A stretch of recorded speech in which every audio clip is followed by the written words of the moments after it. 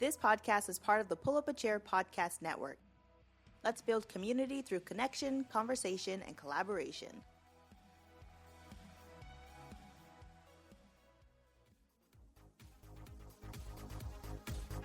I never wanna get used to the sound you whispering in my ear. Hey friends, you're listening to the Cat and Vee show. Pour yourself a juicy cup of tea, grab a seat, and get ready for us to dish.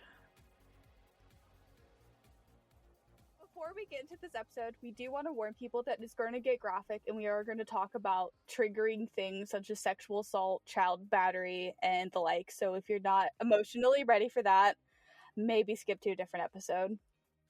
Hey, Kat! So we talked about Onision last week, or Gregory. Gregory. I keep forgetting that Greg. It's such a gross name. Don't name your kids Greg. Sorry to all the Gregs out there, but like, hey, blame him. He ruined your name. He ruined your name. Yeah. Onision or Greg ruined your name for you. Anyway, so we talked about him last week, and it just made me really want to bring up Shane Dawson because we had.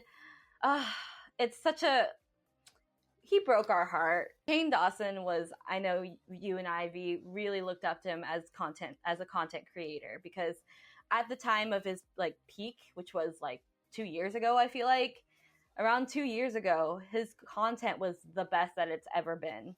Oh yeah, it was the staple of the YouTube community. Yeah, and he was trending. He became just like a beacon of hope and respect for a lot of people like V and I who, struggled with fitting in, like body image issues, just compassion. Like he had so much, it seemed as though he had so much compassion. And he gave other people smaller platforms, bigger platforms, people who were misunderstood, a place to tell their story and to really share their side of what was going on if they had any controversy or whatever. And I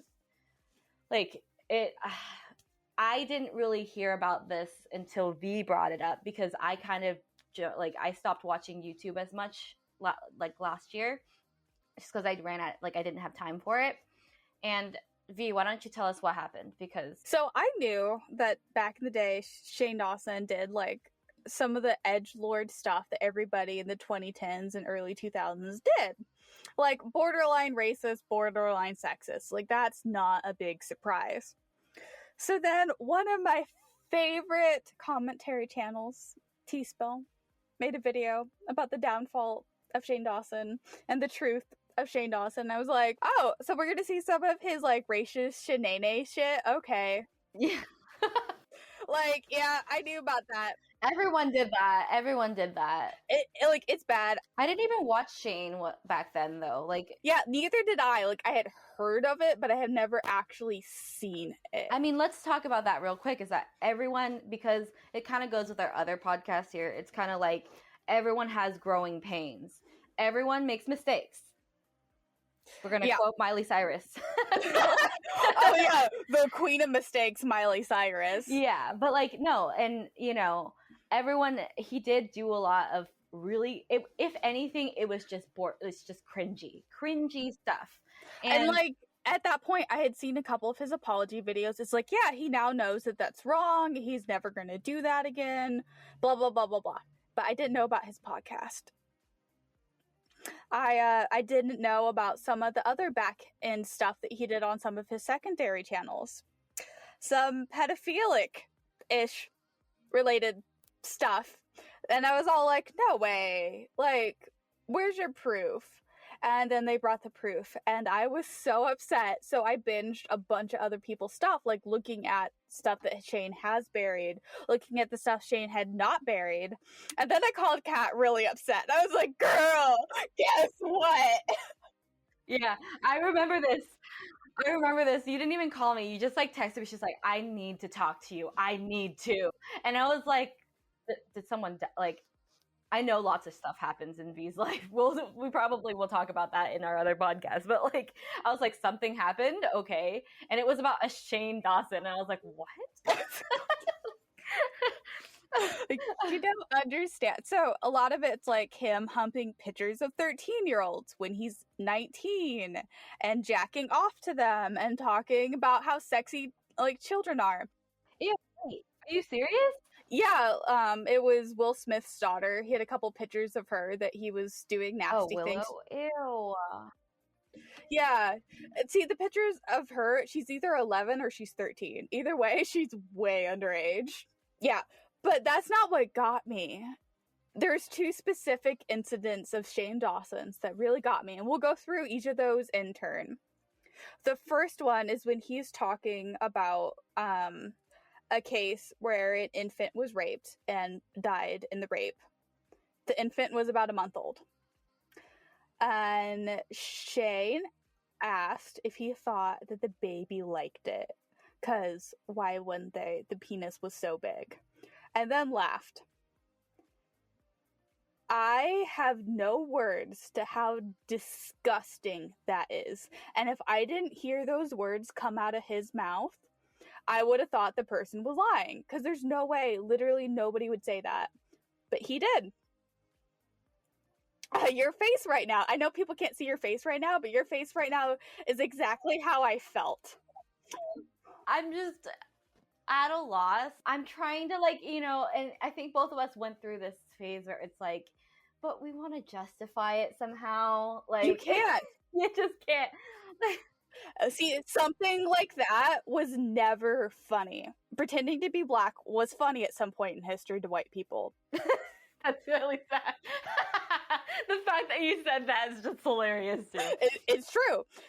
But thinking it's funny that a baby was raped to death was never and will never be funny. Like, that was pretty bad. And then there's another specific instance with a 5-year-old child that he bumped into at a restaurant. The child was excited to see him, and he was excited to see his fan, who was a child at that time. And she showed him her Instagram. And this is a child from a tiger mom family who wanted her child to be famous. And so this child had an Instagram where she did her gymnastics. Gymnastic outfits can be a little inappropriate outside of a gym. The context of yeah. Outside the context, it's like it's like the next step towards like child pageantry, you know? Like, yeah, like just like how a swimsuit can be inappropriate outside of a specific setting. For the setting that it was fine. He told this child that he thought she was sexy. And this was him telling the story. This isn't the mom. This is from his own mouth.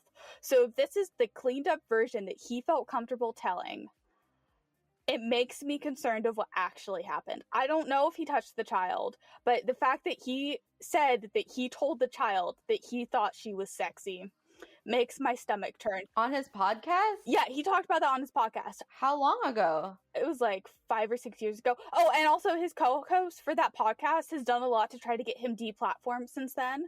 And there's clips of her telling him, like, hey, you can't say stuff like that on the internet. And he's all like, I can say whatever I want. So the fact that his co-host is saying, hey, you're making me feel uncomfortable and I don't want to hear it. Like, it's so strange because when you think back, and I've seen actually I watched like a snippet of a video about Shane Dawson last night. They talk about how Shane has like manipulated his audience by by appearing to have very low self-esteem and like, you know, relatable. Pretending to be like us, people that actually suffer from these things. Yeah. Whereas like somebody who says like, I can talk about whatever I want is usually somebody who doesn't have that type of problem, thinking that they don't have, like, you know, that thinking that they're not worthy. You know what I'm saying? Like, if you're self-righteous enough to say like, I can talk about whatever I want, don't interrupt me, blah blah blah blah blah. Normally that type of person has a lot to say and knows and believes that they have the gumption and like they deserve the respect to, you know, say the things that they say, which is kind of contradictory to the image that he portrayed of himself when V and I were like fans of him. Exactly. Which is like, it's really sad to me because I mean, we're going to bring it back to the whole point of this whole, like, why we're talking about it is because this person was such an inspiration to so many people. Like, people looked up to Shane. Like, Shane was somebody that people wanted to be like, including V and I. Not anymore. Yeah. Not anymore. No. God. Yeah, not please. anymore. But, like, V and I as small creators, we really, we were so, like, we were very thankful, and we looked up to the fact that somebody like him, who was, you know, a little bit different, like, had anxiety, had problems with self-esteem, was able to create a platform as large as his and to normalize the idea that it's okay to have those sort of problems. Like, we were so happy about that. And then for it to come out that he was actually the opposite type of person. This is not something that's like, this is not something that is, oh, he made mistakes way back when. It's on top of those mistakes. He had terrible character flaws. He was disgusting and a pedophile and all these things. Like, that's not something that you make that's not a mistake. That's like a sick thing that you once partook in. You know, and something that he would point back to is there was one clip that's often taken out of context where him and his host of that podcast were talking about pedophiles, right? And he said, oh, I wonder what a pedophile thinks about. Ooh, are they sexy? Or, ooh, are the kids sexy? And so people would take that clip without the preference of him saying, I wonder what they think about. But the fact that you don't even need to, like, take that one clip out to prove that he's like weird with kids anymore. Like, there's more out there. There's like more damning evidence than that. Yeah, there was a lot. I remember you told me that there were a lot of people that were trying to get, like, to take him down, but their like, quote, evidence wasn't strong enough. Yeah, and that's like one of the big things is people would take that one clip out of context, but there's like plenty of other things out there that are like much worse than that clip. Shane, why'd you do us dirty like this? It's like, I mean, we're not like, it's funny because we're making a joke about it. Not, yeah, somewhat of a joke, like, why'd you do this? Like, but at the same time, it's like, what the fuck, man? It's not something, I don't even know, has he posted anything as of late? No, he hasn't. He showed up in one of Ryland's videos. Tristy Paytas dropped hints that he was coming out before her most recent meltdown, where she's done with everybody from that community. But before that, she was talking about how Shane was coming back. And I know he's done, like, merch drops, but he hasn't come out with any content since then. So his last video was taking accountability. I just looked it up. Oh my god, and that was the fakest video I've ever seen. I couldn't even finish it. Really? It's 20 minutes long. I'll have to watch it later. And I'm looking back at all this stuff, and it's just like the return of Eugenia Cooney. Like, I remember, you know Eugenia Cooney, right? Yeah. Like, the anorexic girl. But that was probably a really good video. Probably. He made such good content. It was just, he's talented. Yes, he's a great filmmaker. Yeah. But apparently he's a great actor too. We just didn't know about it. Yeah. And it's just like, one of my favorites was, and he gave me so much more respect for Jeffree Star, you know? And I don't know, I think there's more that's come out since then. I've been away from the tea table. You're going to have to give me all the tea. The reason I prefer Jeffree Star over Shane Dawson, not just because at least Jeffree Star is only into adult people, but at least Jeffree Star doesn't pretend to be a good person. No, he doesn't. He's like, No. I am who I am. And it's like, you know what? I can respect that. At least you're being yourself. Oh my gosh. Girl, is this podcast going to be us just talking about tea? Honestly, maybe. Oh my god, like, forget about Breath of the Wild. Let's talk about Jeffree Star. Like, oh my god, yeah.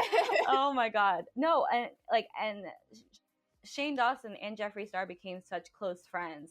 And another piece of why I liked this dynamic between Jeffree Star and Shane Dawson was that, like, at one point in, like, his series about Jeffree Star, he had told Jeffree Star that he at one point had, like, reached out to Jeffree as a fan, and now they're, like, friends. And that to me was, like, such an inspirational thing. It was like he made that happen. He wanted something. He wanted to be friends with Jeffree Star, and somehow along the line, he made it happen. I know. It was so exciting for small creators because I've left so many comments, and if somebody like hearted my comment on their video, I was like, oh my god. It's like, man. Yeah, and it's just like this is why we like I opened up this podcast, this episode saying that he broke our hearts because he did. He smashed our hearts to pieces by being disgusting.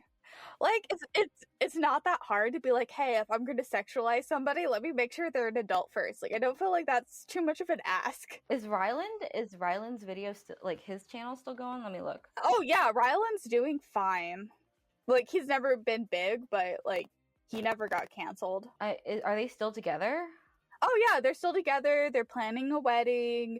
Shane even showed up in like one of their videos, in the background and stuff.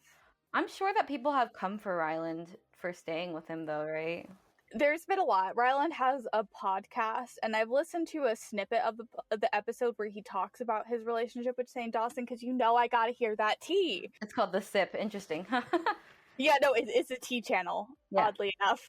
Yeah. But I think it's super crummy that he only talked about his relationship with Shane Dawson on the podcast, because the podcast is a smaller audience than his YouTube channel. His YouTube channel isn't even that big.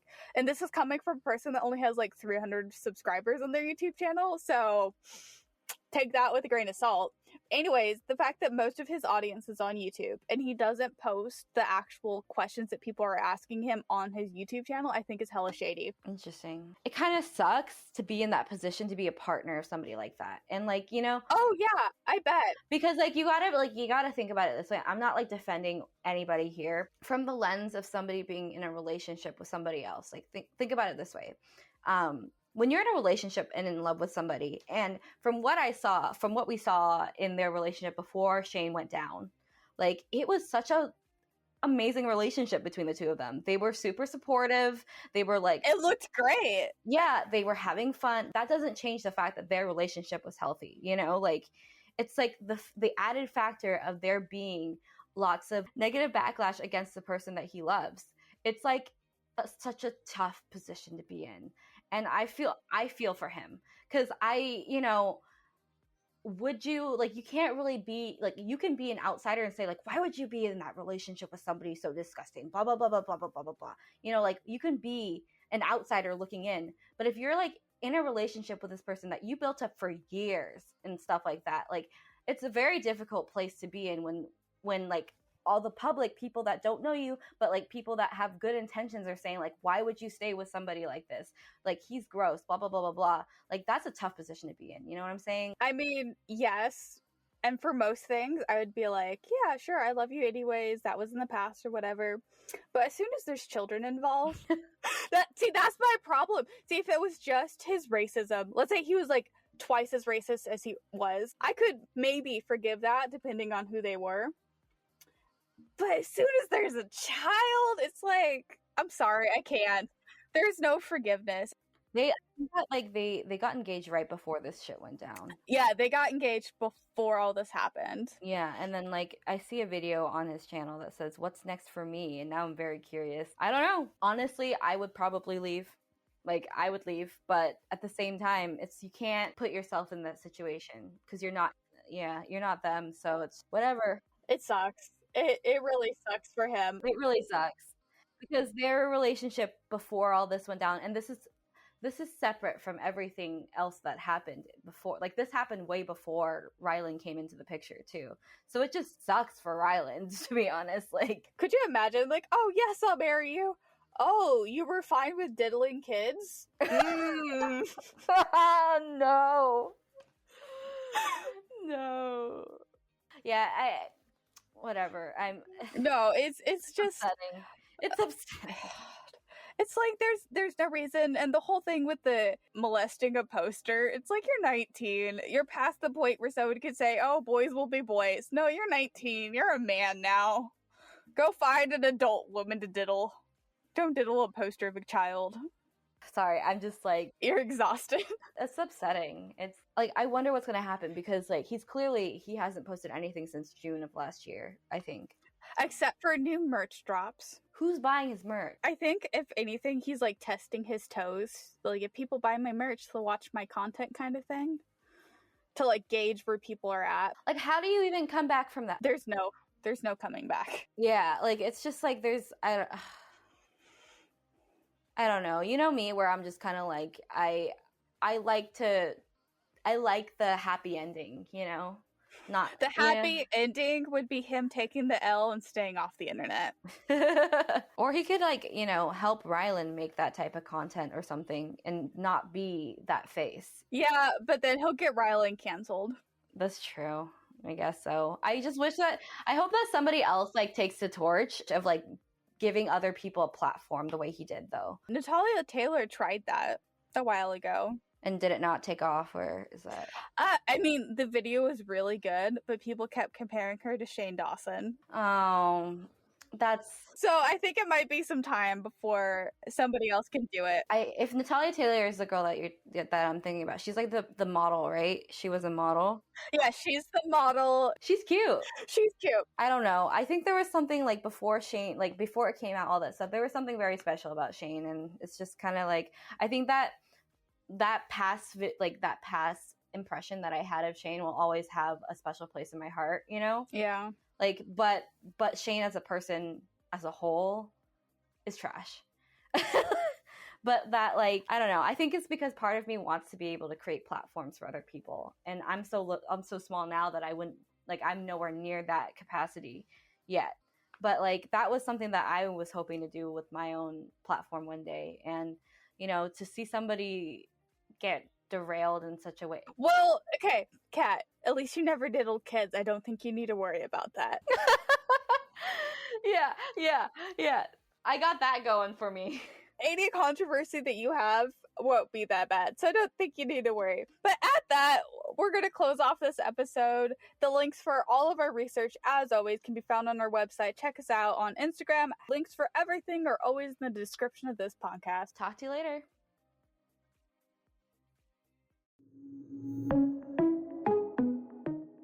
Want to help support the Pull Up a Chair podcast network? Donations keep this show and others in our lineup going. All donations are tax deductible. Links with more information can be found in the description of this podcast.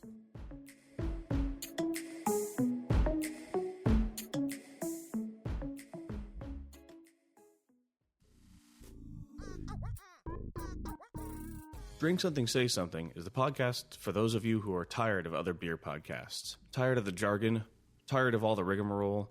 We're going to bring on brewers, bartenders, and everything in between to talk about anything and everything from beer to the rest of the universe. Come crack one open with us every other Thursday.